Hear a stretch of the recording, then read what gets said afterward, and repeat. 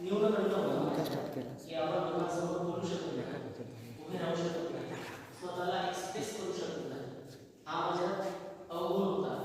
तर NSS कॅम्पमध्ये तो अवगुण दूर झाला. तर कसा दूर झाला आणि मी काय त्याचे केलं, तर आत्मस्तुतीच्या गोष्ट करून मी थोडं माझ्याबद्दल सांगू इच्छितो. कारण की ते सगळं श्रेय होतं NSSला. NSSमुळेच मला त्या सगळ्या गोष्टी करायला मिळाल्या आणि मी करू शकतो.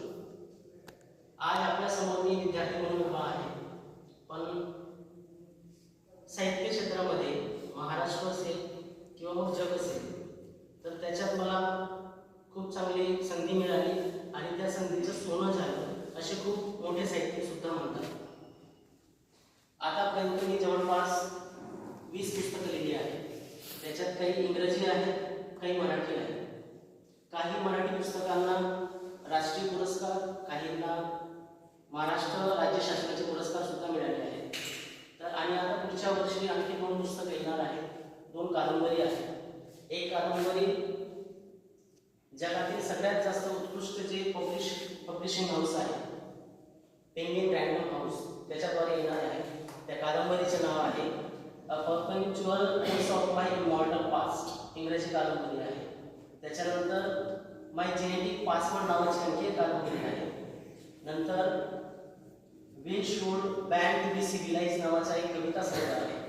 मराठीमध्ये निताप नावाची कादंबरी आहे. मी नसनाच्या 17.5 गोष्टी नावाची कादंबरी आहे. तर ह्या पुढच्या आगामी येणाऱ्या कादंबरी आहेत आणि हे सगळं शक्य झालं फक्त NSSने मला एवढं इन्स्पायर केलं, वाचन संस्कृतीच्या एवढा मी आहारी गेलो असं म्हणता येईल की मी माझ्या घरात स्वतःची छोटी लायब्ररी तयार केली, ज्याच्यात आज तेव्हापासून तर आतापर्यंत जवळपास 10 ते 15 वर्षात माझ्याकडे आता माझी स्वतःची 3000 पुस्तकं आहेत माझ्या छोट्याशा लायब्ररीमध्ये. एवढं मोठं अनन्य साधारण स्थान NSSचे माझ्या जीवनात आहे. त्यासाठी मी सगळ्यांचं धन्यवाद पण देतो. मला बोलण्याची संधी दिली, एक्सप्रेस होण्याची संधी दिली, त्याबद्दल सगळ्यांचे आभार मानतो आणि इथं थांबतो. धन्यवाद. त्यानंतर आपण मान्यवरांच्या मार्गदर्शनाकडे वळूयात. सत्य, विचार आणि प्रेरणा तुमच्यामुळे आम्हा मिळावी.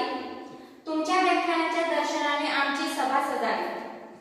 मी सन्माननीय RP पाटील सर यांना विनंती करते की त्यांनी आम्हाला मार्गदर्शन करावे. सर, माझे सहकारी आणि विद्यार्थी,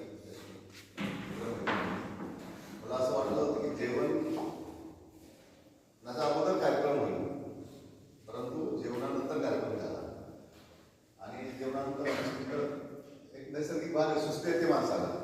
पण ज्या विद्यार्थ्यांनी मनोबल व्यक्त केलं त्याच्यावर लक्षात आलं की तुम्ही सुस्त मुळातच नाहीये.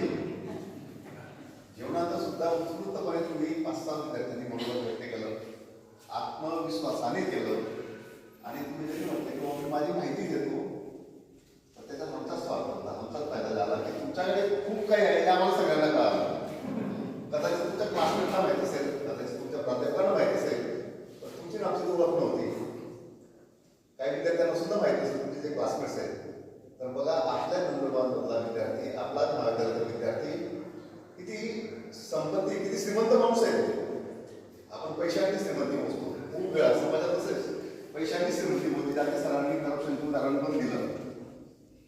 ती श्रीमंती नसते. आपल्याला जिल्हा परिषद शाळेत मुलगी म्हटली मी जिल्हा परिषद शाळेत शिकलेली आहे, मी पण जिल्हा परिषद शाळेत शिकलेलो आहे आणि मी वेळोवेळी सांगत पण असतो आणि ती मी रिअलाइज करतोय, त्याचा आनंद पण घेतोय.